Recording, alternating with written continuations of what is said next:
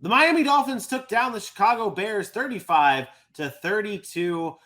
This game, well, this game, there's a lot of games yesterday that were okay. Like it just seemed weird. Something just didn't seem right. This game, everything seemed right. Everything that we hoped and wanted to happen happened. Tyreek Hill does great. Tua Tagovailoa does great. Justin Fields has a day. Like everything that was supposed to happen happened in this game, and it was a very fun and exciting one between two teams that one is up and coming and are pretty much almost there in the Dolphins, and the other in the Bears are up and coming.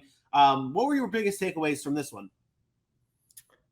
We are watching Justin Fields develop right in front of our eyes. This is what we're talking. This is what I talked about last week.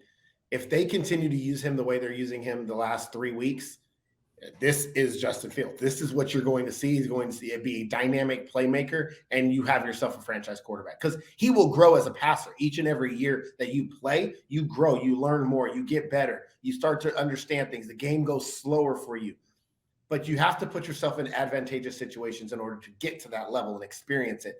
And they're doing a masterful job right now. I don't know what the change was. I don't know who decided to do it, but they are doing a masterful job in moving the pocket, protecting him from the offensive line, allowing him to get to his spots and feel comfortable to make throws, and then letting him use his biggest weapon, which is his legs.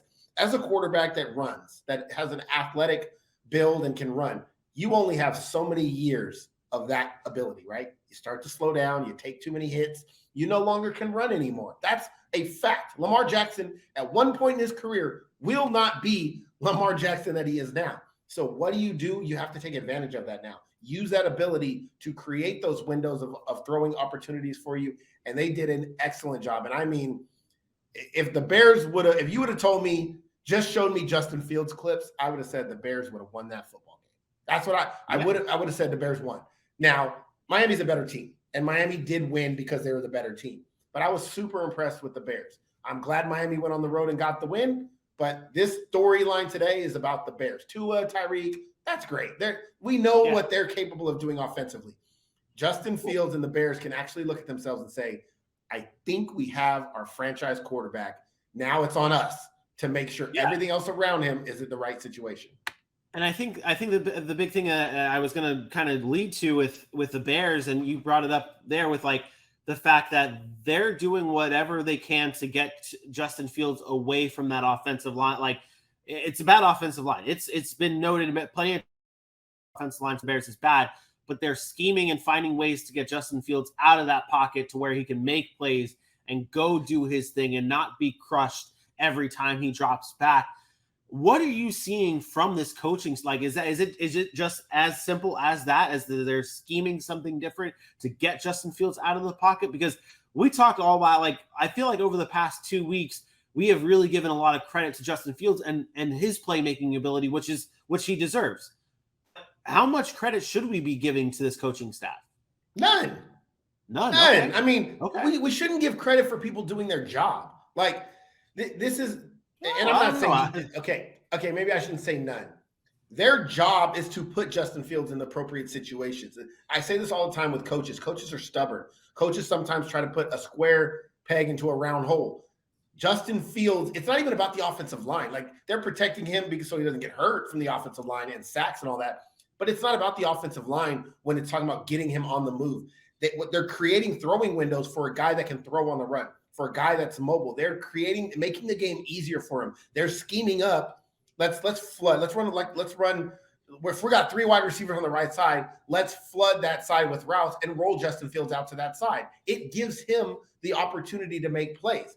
When they spread it out, it allows him to do exactly like this clip is showing, where if they're in man-to-man coverage, the defense goes behind. The defense's backs are behind you. If you clear that first level, you have nothing but space. The scheme itself is supposed to be what you scheme for a quarterback like Justin Fields. And to me, it's about creating throwing windows. It's hard to sit back there in the quarterback or sit there in the pocket as a quarterback and find the throwing windows in the NFL. They go like this. Like, they open and close so fast.